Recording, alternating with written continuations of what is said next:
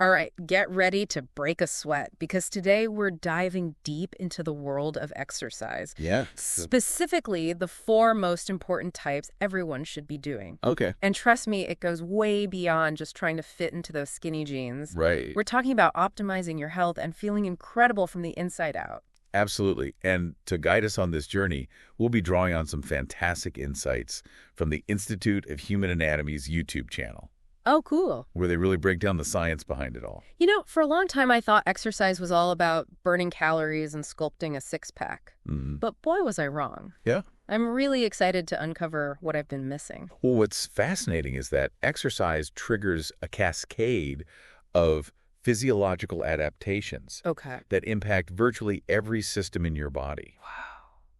It's like a symphony conductor, orchestrating positive changes from your muscles and bones Interesting. to your hormones and even your brain chemistry. Wow, that's a much more inspiring way to look at it. Right. So tell me, what are some of these amazing adaptations that happen beyond the obvious muscle building and fat burning?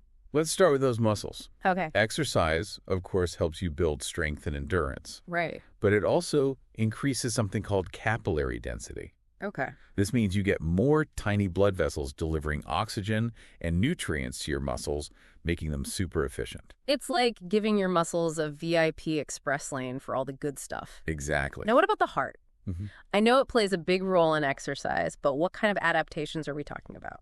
With consistent exercise, your heart actually becomes stronger Okay. and more efficient at pumping blood. Interesting. Think of it as a finely tuned machine that can deliver more oxygen to your body with each beat. Okay, that makes sense, but this is where I get really surprised. You're telling me that exercise even strengthens our bones. Absolutely. I always thought bone health was all about calcium and vitamin D. While those are essential, exercise plays a crucial role too. You see, bones are living tissue constantly being broken down and rebuilt in a process called remodeling. Got it. And when you exercise, especially weight-bearing activities, it stimulates special bone-building cells called osteoblasts. Osteoblast, got it. Yeah. But help me visualize this. How do these osteoblasts actually make our bones stronger? Imagine construction workers bustling around reinforcing the foundation of a building. Okay. That's kind of what osteoblasts do. They respond to the stress of exercise by laying down new bone tissue, making your skeleton stronger and more resilient. Wow, I never knew that. It's pretty cool. It's like our bodies are designed to adapt and thrive under physical stress. Yeah. So we've got muscles, heart, bones. Are there any other systems that benefit from exercise? Oh, absolutely. Exercise works wonders for your metabolism, Okay. improving how your body utilizes carbohydrates, proteins, and fats. Gotcha. This can help reduce the risk of diabetes and improve cholesterol levels. Right. And let's not forget the incredible mental health benefits, like reducing stress, anxiety, and depression while building mental resilience. It's amazing how exercise impacts us on so many levels. But with so many different ways to move our bodies, it can feel overwhelming. Where do we even begin? That's where those four key exercise principles come in. Oh. Strength, Got it. cardiovascular efficiency, Yeah. mobility, and monitoring your progress. Okay. Think of them as the cornerstones of a well-rounded and effective exercise routine. Okay, let's break those down. First up, strength. Now, does this mean we all need to become powerlifters? Not at all. Okay. It's about maintaining and gaining strength to support everyday activities and prevent age-related muscle loss, which can lead to all sorts of problems as we get older. Think of it as building a foundation for a strong, resilient body. So strength training is about functionality and longevity, not just aesthetics. Right. Got it. Now, what about cardiovascular efficiency?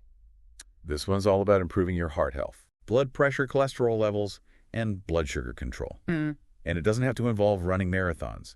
Brisk walking, cycling, swimming, they all count. So finding something you enjoy and can stick with is key. All right, strength and cardio are in the bag. What about this mobility principle? Yeah. I'll admit stretching isn't always my favorite part of the workout. I hear you. But think of it this way. Mobility is about maintaining your range of motion and flexibility. It's about being able to move freely without limitations Okay. and preventing those aches and pains as we age.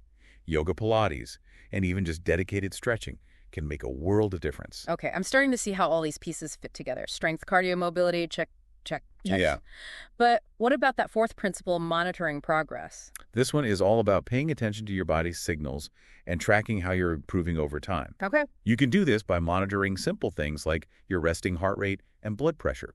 For example, a lower resting heart rate usually indicates a stronger, more efficient heart. So it's about being mindful and listening to our bodies. That makes sense.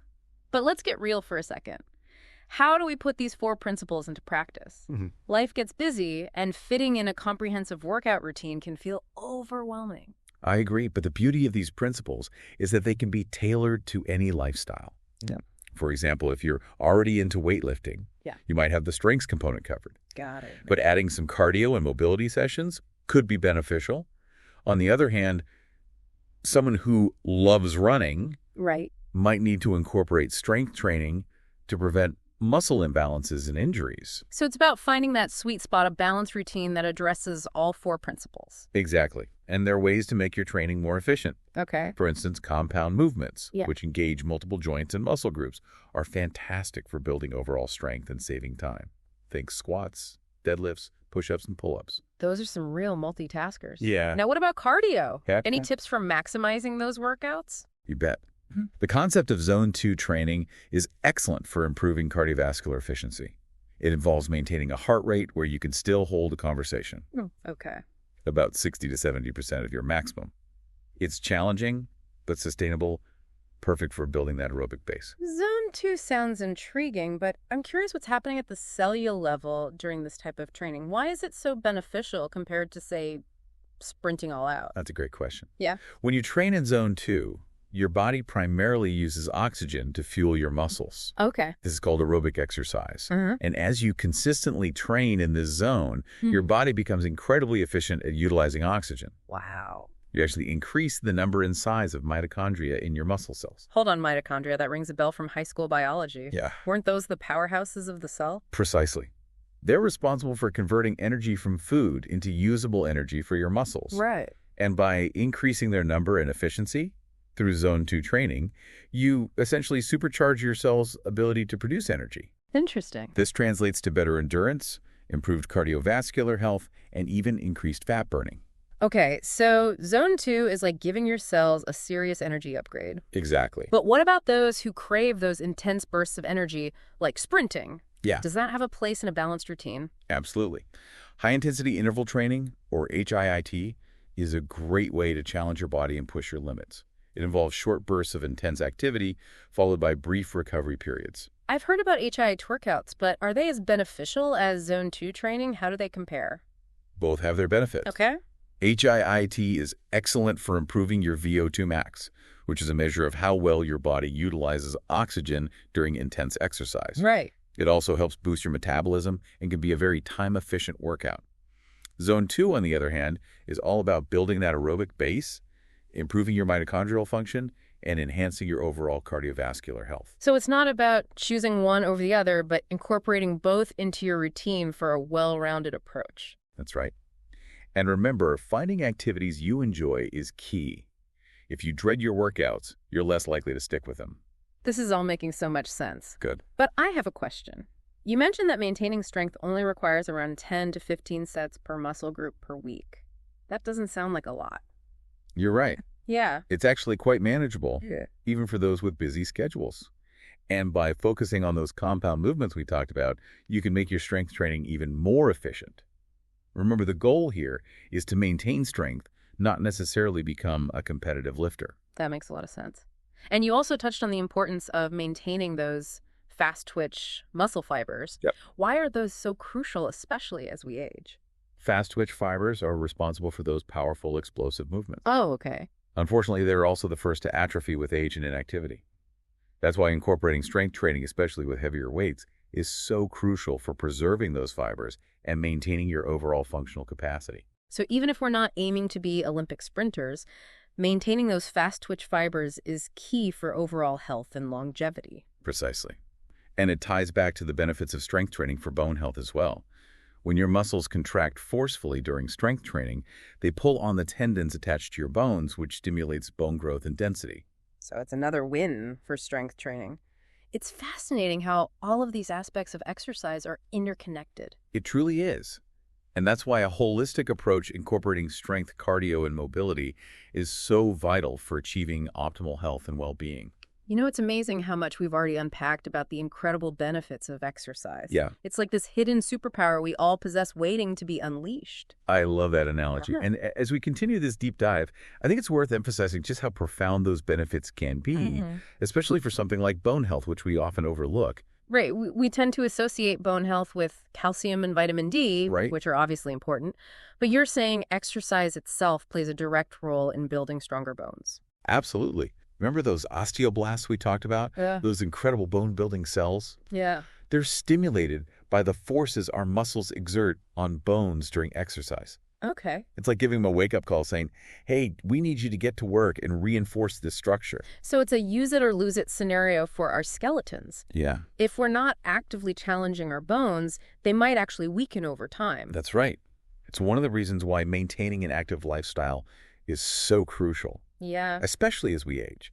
And it doesn't have to be high-impact activities like running or jumping, which some people might not be able to do. So even something like strength training, where you're controlling the weights, can benefit bone density. Exactly. As your muscles contract during strength training, they pull on the tendons, Right. which are attached to your bones. Gotcha. This sends signals to those osteoblasts, prompting them to lay down new bone tissue and make your skeleton stronger and more resilient. Yeah. Okay, that makes perfect sense. Now, speaking of strength training, I'm curious about those compound movements we discussed earlier. What makes them so special compared to other exercises? Well, for starters, compound movements, like squats, deadlifts, and push-ups, Yeah. engage multiple joints and muscle groups simultaneously. Okay. They're incredibly efficient for building overall strength Got it. because they recruit a larger number of muscle fibers compared to isolation exercises, Right. which only target one muscle group at a time. So it's like getting more bang for your buck with each exercise. Exactly. And because they mimic natural movement patterns, compound movements are also incredibly functional. Think about it. Picking up a heavy grocery bag, playing with your kids, or even just getting up from a chair. Yeah. These activities all require multiple muscle groups working together, just like compound movements do in the gym. That's a great point. So it's not just about aesthetics or building big muscles. Right. It's about improving our ability to move through the world with strength and ease. Precisely. And because compound movements challenge your body in a more significant way, they also trigger a greater hormonal response. Hormonal response, huh? That sounds intriguing. What exactly happens when those hormones kick in? Well, when you push your body with compound movements, it releases hormones like testosterone and growth hormone, Okay. which play key roles in muscle growth and repair. So it's not just about the physical work we're putting in during the workout. Right. It's also about the internal processes that continue to shape our bodies afterward. Exactly. And these hormones have other positive effects too, Oh, wow. like improving bone density, boosting metabolism, and even enhancing mood. Wow, that's incredible. But I have to admit, some of these compound movements like deadlifts and pull-ups can seem a bit intimidating, especially for beginners. Any tips for those who are new to strength training and want to try incorporating these exercises? Absolutely. Start with lighter weights or even just your body weight and focus on perfecting your form. There are also modified versions of many compound movements that can make them more accessible. Okay. For example, instead of a traditional barbell squat, you could try a goblet squat, which involves holding a weight in front of your chest. So it's about finding what works for your current fitness level and gradually progressing from there. Exactly. And remember, consistency is key. Okay. Even if you can only squeeze in a couple of strength training sessions per week, sticking to a regular routine will yield far greater results than sporadic, intense sessions. Got it. Slow and steady wins the race. Now let's shift gears to cardio. We talked about Zone 2 training earlier, and I'm still fascinated by it. Yeah. It sounds like the perfect way to improve cardiovascular health, but I have to admit the details of how it works are still a little fuzzy for me. I'm happy to clarify. Okay. Remember how we discussed maintaining a heart rate of about 60 to 70% of your maximum during Zone 2 training? Yeah. That sweet spot where you can still hold a conversation comfortably. Right. That was the magic range. Exactly. What's happening at that intensity is that your body is primarily using oxygen to fuel your muscles. It's that aerobic exercise we were talking about earlier. So it seems like the magic of Zone 2 training lies in its ability to tap into that aerobic energy system. Can you explain why that's so beneficial for our cardiovascular health in the long run? I'm glad you asked. Training in that aerobic zone, that zone 2 sweet spot, leads to several fantastic adaptations in your heart and lungs. Your heart gets stronger and more efficient at pumping blood. Your lungs get better at extracting oxygen from the air you breathe. And your muscles become more efficient at using that oxygen to produce energy. Okay, so it's like a whole system upgrade for our cardiovascular system. Exactly. And you mentioned something about mitochondria earlier. How do they fit into this picture? That's a great point. You see, one of the amazing adaptations that occur with the consistent Zone 2 training is an increase in the number and size of mitochondria within your muscle cells. Remember, those are the powerhouses of the cell, responsible for converting energy from food into usable energy for your muscles. So by training in Zone 2, we're essentially increasing our cells' capacity to produce energy. Exactly. That's pretty incredible. It is. And this translates into a better endurance, improved cardiovascular health, and even increased fat burning. It's like giving your body a metabolic makeover. Okay, so Zone 2 is all about those long, steady-state cardio sessions, right? Yeah. But what about people who simply don't enjoy running, cycling, or those traditional cardio activities? Are they doomed to a life of suboptimal cardiovascular health? Not at all. The beauty of Zone 2 training is that it can be applied to a wide range of activities. Okay. Brisk walking, dancing, swimming, even hiking. As long as you're maintaining that target heart rate, you're good to go. So it's not about the specific activity, but the intensity level. Right. And speaking of intensity, what about those who crave those high-intensity bursts of energy like sprinting? Yeah. Does that have a place in a balanced routine alongside Zone 2 training? Absolutely. High-intensity interval training, or HII, is a great way to challenge your body and push your limits. It involves alternating between short bursts of intense activity, like sprinting, and brief recovery periods. It's very time efficient and can be a great addition to any fitness routine. So it sounds like both Zone 2 training and HII have their unique benefits. It's about finding a balance and incorporating both into our routine. Exactly. And remember, finding activities you enjoy is essential. If you dread your workouts, you're less likely to stick with them in the long run. That's such an important point. Now, you mentioned earlier the importance of monitoring progress as one of those 4 key exercise principles. Can you elaborate on that a bit? What are some specific things we should be tracking? Of course. One of the easiest and most effective ways to monitor your cardiovascular progress is by tracking your resting heart rate. Okay. A lower resting heart rate generally signifies a stronger, more efficient heart. So if my resting heart rate starts trending downwards, that's a good sign that my heart is getting stronger and more efficient. Absolutely. It means your heart doesn't have to work as hard to pump blood throughout your body. Okay. Which is a fantastic indicator of improved cardiovascular health. What about blood pressure? How can we effectively monitor that at home? Investing in a home blood pressure monitor is a great idea. Okay. They're relatively inexpensive and easy to use. Ideally, you want your blood pressure to be below 12/20/80. But it's always best to consult with your doctor to get personalized advice based on your individual health history. Solid advice. Now, beyond those measurable metrics, are there any other signs we can look for to gauge our progress? Pay attention to your overall energy levels, sleep quality, and even your mood. Remember, exercise has profound effects on both our physical and mental well-being. If you're feeling more energized, sleeping better, and experiencing a boost in mood, those are all positive signs that your exercise routine is working its magic. It's about tuning into those subtle changes and celebrating the positive impact that exercise has on our lives. Exactly. It's about recognizing that exercise isn't just about achieving a certain physique, it's about optimizing our health from the inside out. I love that. Now, I know some listeners might be thinking, okay, this all sounds great, but how do I actually fit it into my already packed schedule? Any tips for overcoming those time constraints? That's a common challenge, but I assure you it's possible to prioritize fitness even with a busy life. The key is to be strategic and find those little pockets of time throughout the day where you can sneak in some movement. So no more excuses about not having enough time. Exactly.